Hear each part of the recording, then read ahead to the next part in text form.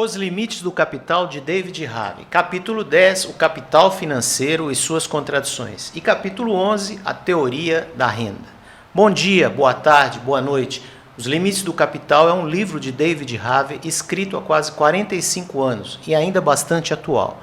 Antes de mais nada, quero agradecer a oportunidade de registrar esse conjunto de conhecimentos sensíveis, cujo objetivo é motivar a leitura. Duas são as maneiras de entender o capital financeiro. A primeira delas é acompanhar um tipo particular de processo de circulação do capital que concentra-se no sistema de crédito. O outro caminho é observar alianças fracionárias no interior da burguesia que de alguma maneira constituem um bloco de poder. Então, para ficar didático, de um lado temos o processo específico da circulação de capital que rende juros. De outro, o bloco de poder, que poderia ser chamado de reunião de capitalistas ou então o termo alianças fracionárias no interior da burguesia. Quando pensamos na circulação de capital, é preciso integrar o sistema de crédito que funciona como um sistema nervoso central. Isso torna possível realocar o capital monetário em diversos setores e atividades e fazer com que a classe capitalista opere com um capital em comum. Na verdade, o capitalismo poderia sobreviver muito tempo. Não poderia, na ausência de um sistema de crédito. Porém, no longo prazo, o crédito pode piorar as coisas. Porque podem aparecer problemas que surgem no ambiente de troca. Dentro da classe capitalista, há os financistas e sua empáfia de representantes do capital, os banqueiros, os poupadores, os capitalistas industriais. E dentro dessas camadas, os administradores de sociedades anônimas. Bem, daí o crescimento do sistema de crédito gera novas facções no interior da burguesia. A enorme centralização desses senhores, que são os cavalheiros das altas finanças, os faz explorar o sistema de crédito como se fosse o seu próprio capital privado, ou seja, apropriam boa parte da acumulação de capital à custa do capital industrial. Marx afirma que essa classe de parasitas tem o poder fabuloso, não apenas de periodicamente saquear os capitalistas industriais, mas também interferir na produção real, de maneira mais perigosa. Com a chegada do século XX, as contradições inerentes do sistema capitalista agora são expressas em termos de um desenvolvimento desigual ainda mais dramático. Uma oligarquia financeira irá acelerar a competição e o resultado disso são rivalidades e guerras interimperialistas. Na página 382, Harvey destaca: a ascensão do capital financeiro em si, um passo necessário para perpetuar o capitalismo, requer a interferência do Estado exatamente como Marx imaginou. As políticas estatais forjadas em resposta às exigências do capital financeiro fazem da exportação do capital mais do que a exportação de mercadorias uma preocupação fundamental.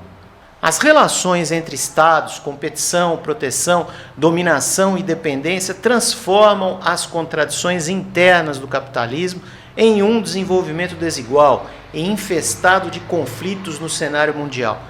Vamos agora caracterizar a contradição entre o sistema financeiro e sua base monetária. O sistema financeiro é caracterizado por Marx como uma instituição essencialmente católica e o sistema de crédito como uma instituição essencialmente protestante.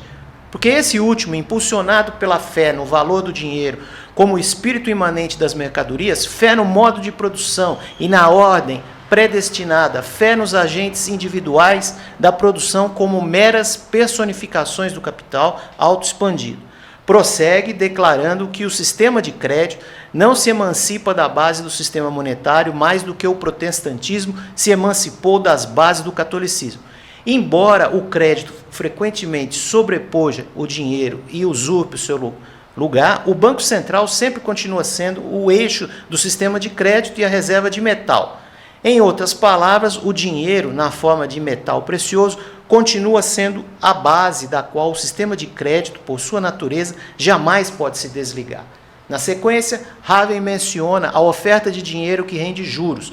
Elas são, em parte, produto da acumulação, mas também resultado de 6 eventos aparentemente interdependentes. 1. Poupança. 2. Superacumulação. 3. Empréstimo pelo sistema bancário. 4. Dívidas do capital fictício. 5. Lutas e arranjos distribucionais. 6. Flutuação não usual da oferta de dinheiro. Portanto, o processo de acumulação passa por várias fases de estagnação, recuperação, expansão baseada no crédito, febre especulativa e crash. A partir desse ciclo de acumulação, ou espiral de acumulação, visualizamos uma trama de interações interligadas entre o emprego e a acumulação, entre a mudança tecnológica, a taxa de reinvestimento e o estado de competição, entre a produção e a realização nos diferentes setores.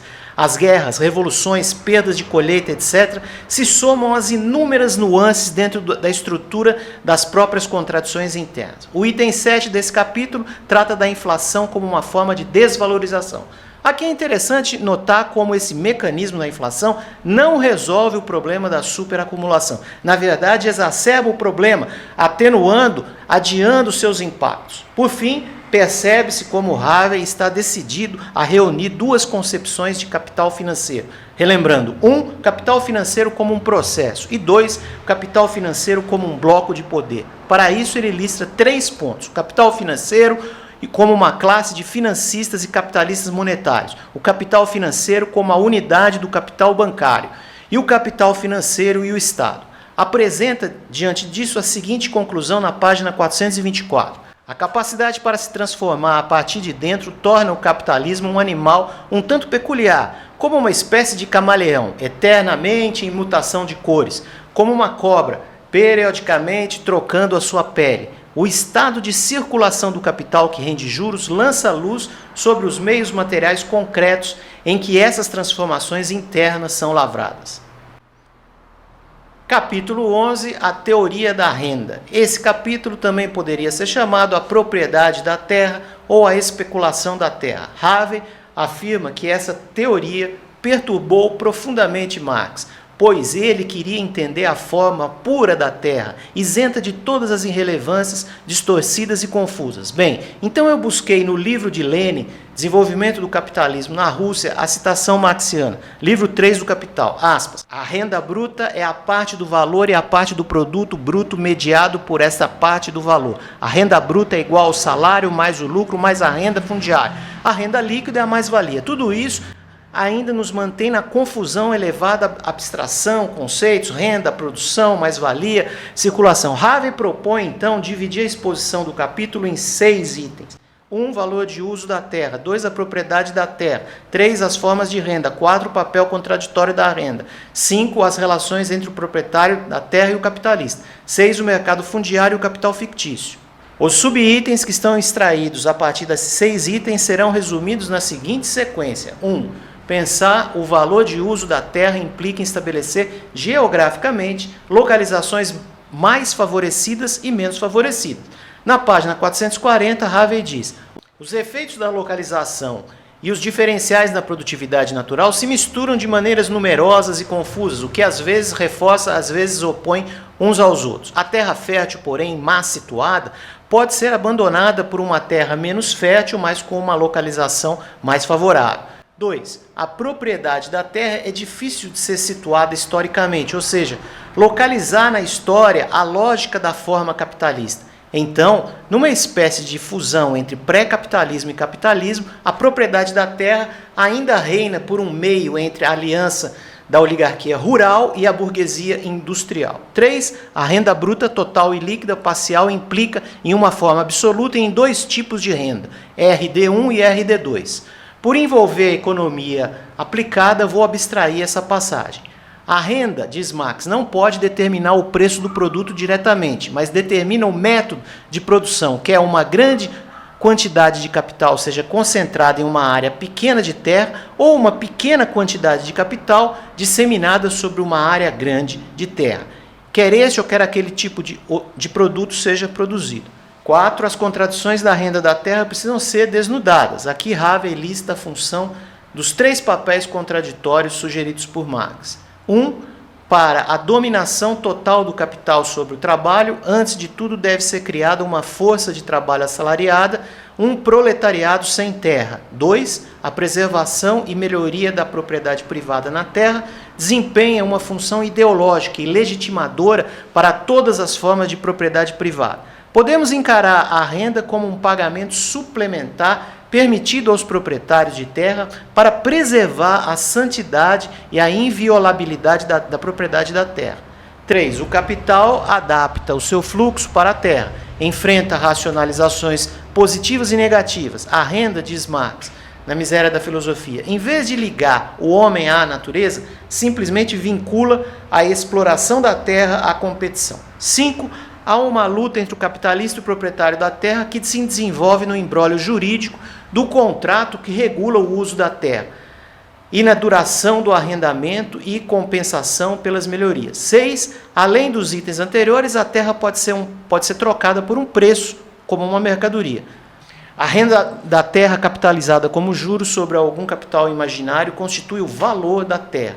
O que é comprado e vendido não é a terra, mas o direito à renda fundiária produzido por ela.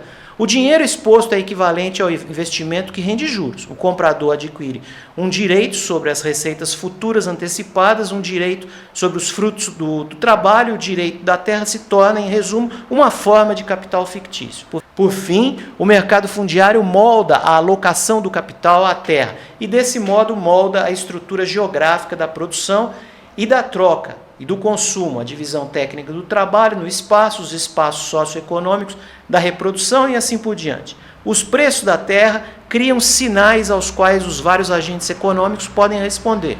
O mercado fundiário é uma força poderosa que contribui para a racionalização das estruturas geográficas em relação à competição.